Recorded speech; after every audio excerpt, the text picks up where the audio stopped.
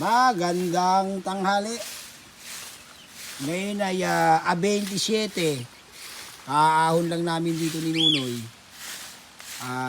October 27, 1:36 ng tanghali. Malapit na pong maghapon.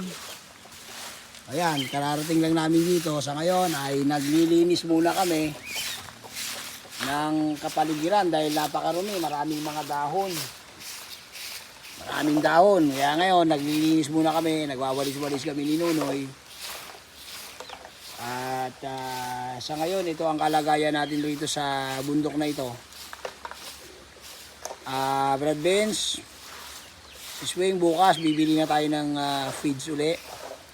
Bibili na ako. Yung part ko sa akin. Ngayon, kung gusto ninyo magpadala na ng pambili rin, pwede rin naman para sabay-sabay na lang. Ganun lang. Ayan, walis-walis muna.